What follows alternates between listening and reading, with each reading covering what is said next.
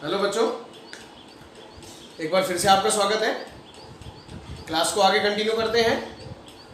हम complex number पढ़ रहे थे, जिसमें हमने लास्ट लेक्चर में मैंने आपको क्या बताया था, पूर्णांक बताया था। ठीक है, आर्गुमेंट बोलते हैं जिसे। ठीक है, तो एक बार थोड़ा सा रिवाइज करवा देता हूँ, फिर इसके बाद पूर्णांक पर हम क्वेश्चन करेंगे। इंपॉर्टेंट टॉपिक है ये, पूर्णांक और मापांक दोनों ही इंपॉर्टेंट है। ठीक है ना। तो सबसे पहले पूर्णांक क्या बताया था मैंने, अब मैं आपको सिर्फ पैटर्न बता रहा हूँ कि किस तरह से आपको पूर्णांक निकालना है।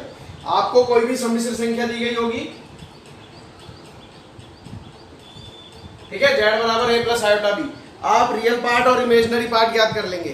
ठीक है, रियल पार्ट ऑफ a और imaginary part of a, sorry real part of z, imaginary part of z, ये दोनों निकाल लेंगे।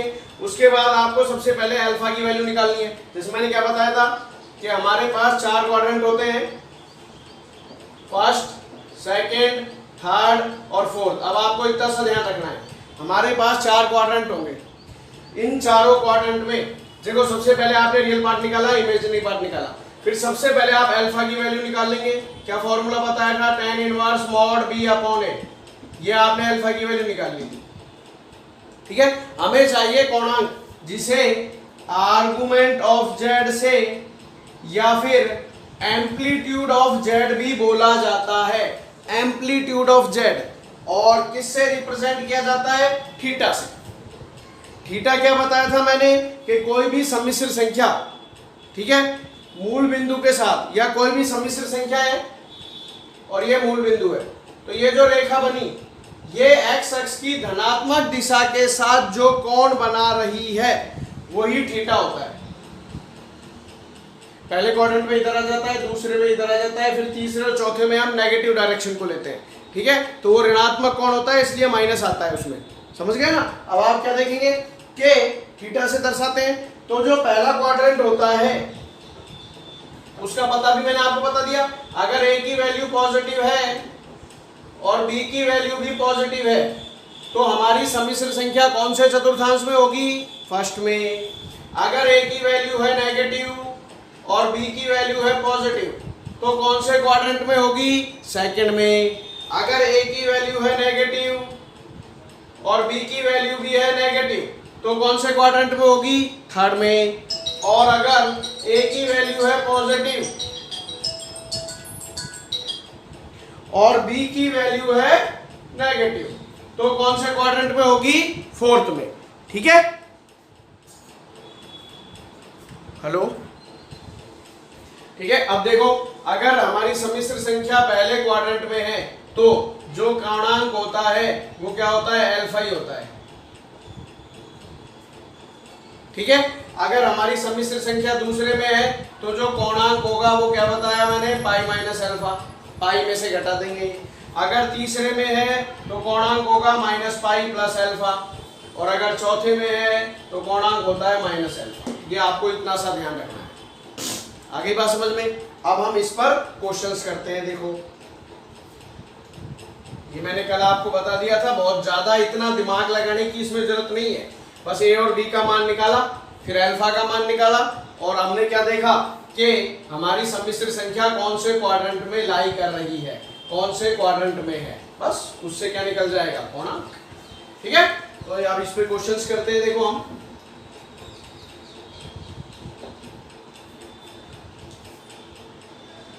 1 plus iota under root 3, z बराबर 1 प्लस आयोटा अंडर रूट 3 का पूर्णांक ज्ञात कीजिए।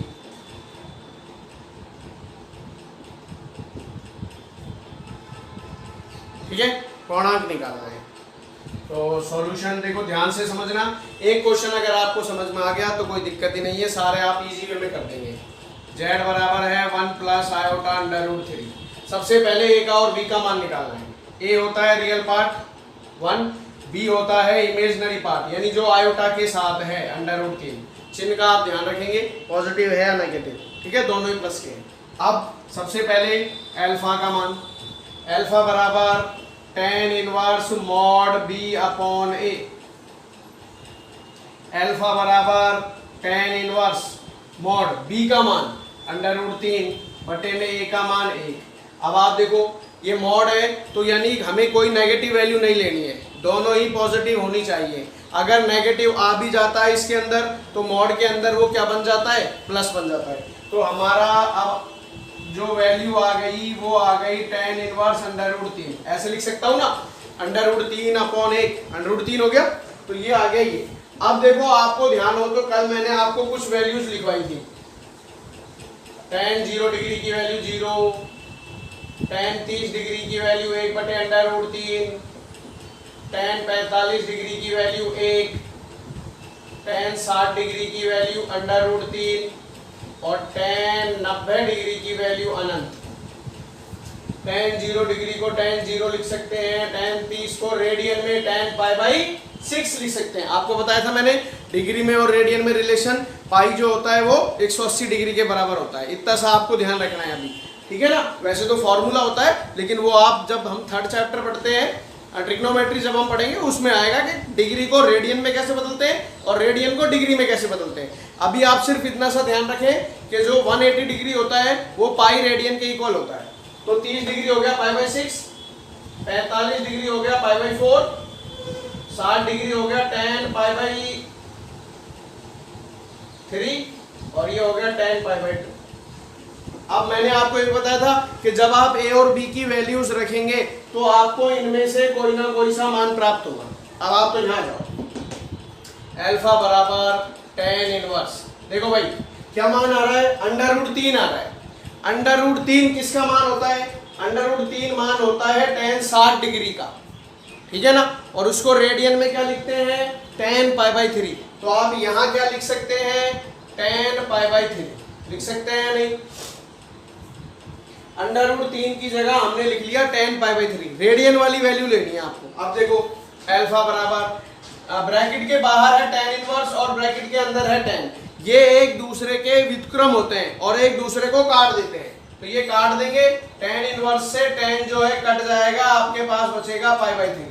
ये अल्फा का मान आ गया, कोई दिक्कत, ठीक है। अब ये कोणांक नहीं है, कोणांक तो क्या होता है, थीटा होता है, ठीक। अब हम ये देखेंगे कि हमारी सम्मिश्र संख्या कौन से चतुर्थांश में है, तो उसका पता किससे चलता है, ए से और बी से।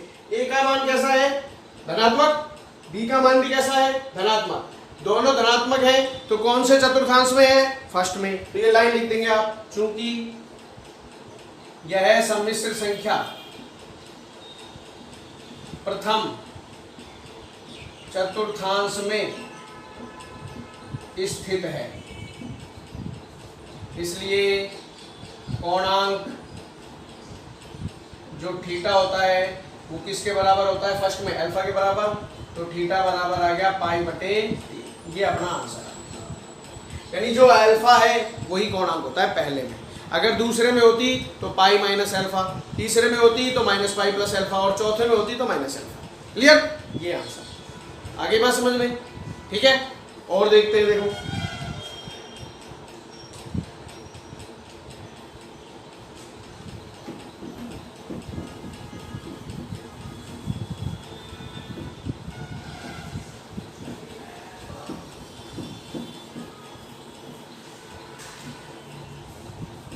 और देखो -2 + 2 आयोटा √3, यानी z बराबर -2 + 2 √3 आयोटा, इसका कोणांक निकालना है, ठीक है। तो सबसे पहले z = -2 + 2 आयोटा √3 या 2 √3 आयोटा, एक ही बात है। a का मान वास्तविक भाग, b का मान काल्पनिक भाग, 2 √3। क्लियर।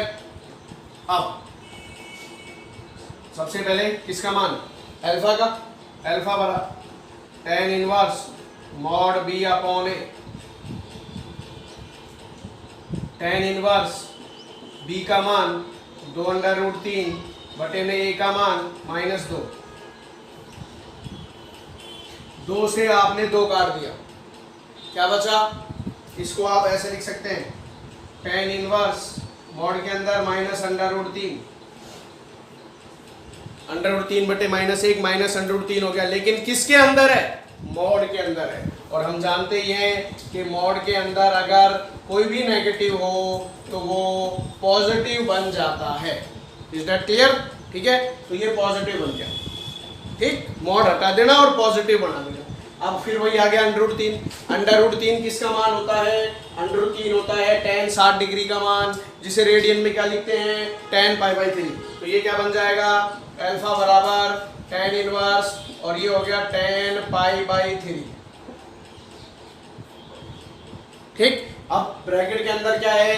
tan और ब्रैकेट के बाहर क्या है? tan inverse. तो ये एक दूसरे को क्या करेंगे? काट देंगे। तो हमारा अल्फा कितना आ गया? π/3। ठीक है, ये अल्फा की वैल्यू आ गई। अब कोणांक निकालना है तो क्या देखेंगे? सम्मिश्र संख्या कौन से चतुर्थांश में है? ए का मान है नेगेटिव और बी का मान है पॉजिटिव। ए का मान नेगेटिव, बी का मान पॉजिटिव। कौन से में? सेकंड में। यह लिख दो, यह सम्मिश्र संख्या दूसरे चतुर्थांश में स्थित है।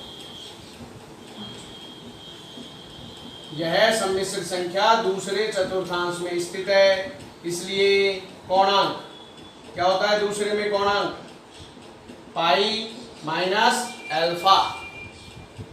मान रख देना, थीटा बराबर पाई माइनस अल्फा का मान π/3।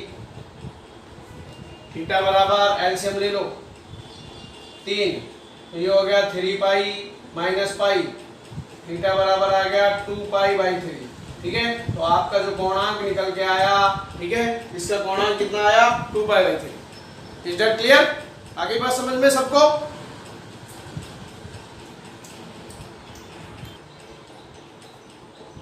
हाँ बेटा, अब एक चीज आप क्या ध्यान देंगे? सपोज करो कि हमारी जो सम्मिश्र संख्या है वो इस तरह की हो, z बराबर 5 + 0 आयोटा, या फिर z बराबर -5 + 0 आयोटा, z बराबर 0 + 3 आयोटा, या z बराबर 0 - 3 आयोटा। इस तरह की हमारी कोई सम्मिश्र संख्या हो और मैं आपसे पूछूं कि भाई बताओ सम्मिश्र संख्या कौन से चतुर्थांश में है। अब देखो, इस पे ध्यान देना। पहले आप कहेंगे सर a का मान 5 और b का मान 0। यहाँ आप कहेंगे सर a का मान -5, b का मान 0। यहाँ आप कहेंगे सर a का मान तो 0, b का मान 3, और इसमें आप कहेंगे a का मान तो 0 और b का मान -3। यही कहेंगे ना? अब आप ये ध्यान, थोड़ा सा क्या ध्यान रखना है?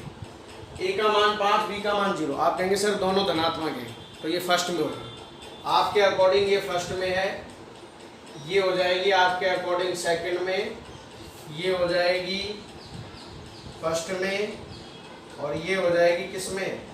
a का मान पॉजिटिव और b का मान नेगेटिव, ये हो जाएगी फोर्थ में। अब जरा हम एक चित्र बना के समझ लेते हैं इसको, छोटा सा। x y x dash y dash, ये आपको पता ही है रियल एक्सिस है और ये आपको पता है इमेजिनरी एक्सिस है। ठीक है, 1 2 3 4 5, 1 2 3 4 5, -1 -2 -3 -4 -5। चलो, अब सबसे पहले इस पे a का मान 5, ये पॉइंट देखते हैं कहाँ आ रहा है। ठीक है ना? a का मान, ये सम्मिश्र संख्या के अगर पॉइंट के रूप में लिखोगे तो यही तो आएगा। मैं तो आपसे कह रहा हूँ कि ये सम्मिश्र संख्या कहाँ आएगी इसमें। तो a और b का मान देख के आप कह रहे हैं सर पहले चतुर्थांश में आनी चाहिए। चलो ढूंढते हैं कहाँ आ रही है। a का मान 5 और b का मान 0। a का मान 5 यही होगा और b का मान 0। अब मुझे बताओ ये कौन से चतुर्थांश में है? क्या ये फर्स्ट में आ रही है? क्या ये थर्ड सेकंड में आ रही है? किसी में भी नहीं आ रही ना। ये किसी चतुर्थांश में नहीं है, बल्कि ये तो अक्ष पर स्थित है। किस पर स्थित है? अक्ष पर। ऐसे इस पे आ जाओ, -5 0, ये -5 0, ये यहाँ आएगी। इस पे आ जाओ 0 3, 0 3, ये यहाँ आएगी। और इस पे आ जाओ 0 -3, ये यहाँ आएगी। तो कहने का मतलब ये जो चारों मैंने सम्मिश्र संख्याएं लिखी, ये किसी चतुर्थांश में ना होकर कहाँ स्थित होती हैं? अक्ष पर स्थित होती है। अब आप क्या ध्यान रखेंगे, देखो कि अगर जो आपने वो जो डायग्राम बनाया था ना, कौन सा वाला, जिसमें हमने लिखा था कि पहले में हो ए का मान पॉजिटिव, बी का मान पॉजिटिव, तो फर्स्ट में होती है, उसी में लिख लेना है आप। ठीक है, आपने जो डायग्राम बनाया हुआ है उसी के अंदर आप लिख लेंगे x y, x dash y dash, ये फर्स्ट क्वाड्रेंट था, ये सेकंड था, ये थर्ड था और ये फोर्थ था, जिसमें आपने लिखा है ए का मान पॉजिटिव, उसी के अंदर लिखना है आपको। देखो आपको पता ही है, हम जब कोण बनाते हैं तो क्लॉकवाइज एंटी क्लॉकवाइज चलना स्टार्ट करते हैं, यहाँ से स्टार्ट करते हैं और ऐसे चक्कर लगाता है वो कोण। तो आपने जैसे यहाँ से स्टार्ट किया तो कितने डिग्री से स्टार्ट किया आपने, 0 डिग्री से, फिर आप 0 डिग्री से चल के आ गए इधर, तो ये कितने डिग्री हो गया, ये 90 डिग्री हो गया ना, ये हो गया 90 डिग्री। फिर आप यहाँ से चल के आ गए इधर, तो ये कितना हो गया 180 डिग्री। फिर आप चल के आ गए इधर, ये हो गया 270 डिग्री। फिर आप वापस पहुंच गए तो ये हो गया 360 डिग्री। बस इतना सा ध्यान रखना है। इनको रेडियन में और लिख लेते हैं, 0 को 0 ही लिखते हैं और इसको लिखते हैं 2 पाई। 90 डिग्री को क्या लिखते हैं, π/2। 180 को क्या बताया हुआ है, पाई, और 270 को लिखते हैं 3π/2। अब आपको क्या नोट डाल के लिखवाऊंगा मैं, ये तो आप उसी में लिख लेंगे। हमें क्या लिखना है नोट डाल के, कि अगर ए या बी में से कोई एक 0 हो, नोट डाल के लिखना है, यदि ए या बी, यानी real part of Z, imaginary part of Z, real part of Z या इमेजिनरी पार्ट ऑफ जेड में से कोई एक 0 हो, तो सम्मिश्र संख्या किसी चतुर्थांश में ना होकर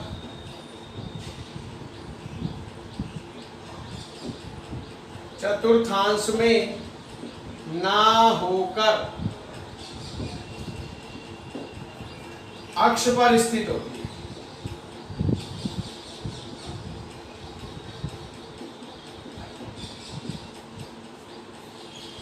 ठीक है, अब 4 अक्ष हो गई, एक तो ओ एक्स यानी धनात्मक एक्स अक्ष, ओ वाई धनात्मक वाई अक्ष, ओ एक्स डैश ऋणात्मक एक्स अक्ष और ओ वाई डैश ऋणात्मक वाई अक्ष। अगर देखो आपको बताइए, इसमें तो ए का मान तो कुछ होगा, बी का मान 0 होगा, इसमें ए का मान 0, बी का मान पॉजिटिव, इस पर ए का मान नेगेटिव, बी का मान 0, और इस पर ए का मान 0, बी का मान नेगेटिव। ठीक है, तो आपको वो पता चल जाएगा। तो सबसे पहले ओ एक्स अक्ष पर कोणांक वो होता है 0 या 2 पाई। अगर मान लो आपकी सम्मिश्र संख्या ओ एक्स अक्ष पर है तो जो कोणांक आएगा वो 0 या 2 पाई होगा, दोनों ही लिखने ऐसे। ओ वाई अक्ष पर जो कोणांक होता है वो होता है ओ वाई पर π/2। तीसरा, ओ एक्स डैश अक्ष पर जो कोणांक होता है वो होता है पाई, और चौथा ओ वाई डैश अक्ष पर जो कोणांक होता है वो होता है 3π/2। ये चारों भी आप नोट डाल के इसमें लिख लें। ठीक है, अगर ए या बी में से कोई एक अगर 0 आ गया तो वो सम्मिश्र संख्या किसी चतुर्थांश में नहीं होगी बल्कि अक्ष पर होगी। ये आप देख लेंगे कौन सी अक्ष पे आ रही है, उसी के अकॉर्डिंग कोणांक लिख देंगे। ठीक, तो इस पर बेस एक सवाल करते हैं हम।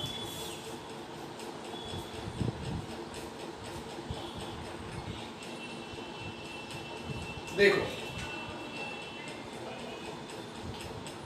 1 plus iota upon 1 minus iota का कोणांक ज्ञात कीजिए। कोई दिक्कत नहीं है। z बराबर 1 plus iota upon 1 minus iota. आपको बताइए कि हमें a का और b का मान चाहिए, ठीक है ना, कोणांक निकालने के लिए। तो यहाँ ए और बी का मान आप बता सकते हैं क्या? नहीं। क्यों? क्योंकि ये जो संख्या है 1 माइनस आयोटा, ये सम्मिश्र संख्या है और ये किस में आ रही है? हर में। तो सबसे पहले क्या करना होगा? रेशनलाइजेशन, ठीक है, परिमेयकरण। तो हर का परिमेयकरण करने पर 1 plus iota 1 minus iota into में 1 प्लस आयोटा 1 प्लस आयोटा, नीचे दोनों के बीच में प्लस का माइनस का चिन्ह है तो अपोजिट साइन से आंसर को गुणा, ऊपर वाली संख्या को ऊपर वाले से गुणा कर रहा हूँ। 1 का 1 से करूँगा 1 का आयोटा से करूँगा आयोटा, फिर आयोटा का 1 से करूँगा आयोटा और आयोटा का आयोटा से करेंगे आयोटा स्क्वायर बटे में a minus b a plus b a square b square.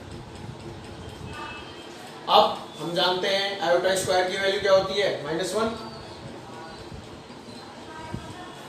तो ये हो गया 1 प्लस 2 आयोटा और ये हो गया -1। ये हो गया 1 माइनस आयोटा स्क्वायर का मान -1। z बराबर, ये आपने एक में से एक घटा दिया, 0 प्लस 2 आयोटा अपॉन में 2। ये हो गया z बराबर 2 आयोटा अपॉन 2, z बराबर आयोटा आ गया, जिसे आप ऐसे भी लिख सकते हैं 0 प्लस आयोटा, लिख सकते हैं ना। आगे बात समझ में। अब आप देखो a का मान 0, b का मान 1, a और b के मान निकाल लिए। अब आपको अल्फा वेल्फा निकालने की कोई जरूरत नहीं है, ठीक है ना, अल्फा वगैरह कुछ निकालने की जरूरत नहीं है। आप तो सीधा ही देख लो कि ये जो अल्फा a का मान है 0, b का मान 1, तो सम्मिश्र संख्या कहाँ स्थित है? a का मान 0 और b का मान 1, धनात्मक y अक्ष पर, क्योंकि यह है सम्मिश्र संख्या OY अक्ष पर स्थित है, इसलिए कोणांक यानी थीटा बराबर π/2, बस ये आंसर। क्योंकि आपको पता है ना थीटा क्या होता है? जो धनात्मक एक्स एक्स के साथ कोण बन रहा है, बिंदु कहाँ स्थित है? OY पर, तो धनात्मक एक्स एक्स के साथ कितने डिग्री का कोण बनेगा? 90 डिग्री का, ठीक है। अगर इधर आ जाता है तो 180 का, नीचे आ जाता है 270 का और वापस घूम जाता है तो 360 डिग्री का। आगे बात समझ में। तो इस तरह से हम कोणांक ज्ञात कर सकते हैं। आपको आ गया समझ में? मैं आपको 1-2 क्वेश्चंस दे रहा हूं तो आप कोणांक निकालेंगे। बेटे 4 क्वेश्चन है, 1 2 3 4। इन चारों में आपको कोणांक ज्ञात करना है, ठीक है। तो ये कोणांक खत्म हो जाता है यहाँ पे। इसके बाद फिर हम ज्ञात, अब अगला जो टॉपिक हम पढ़ेंगे नेक्स्ट लेक्चर में, जो हम अगला टॉपिक पढ़ेंगे वो पढ़ेंगे पोलर फॉर्म, ध्रुवीय रूप, सम्मिश्र संख्या का ध्रुवीय रूप, ठीक है। Thank you.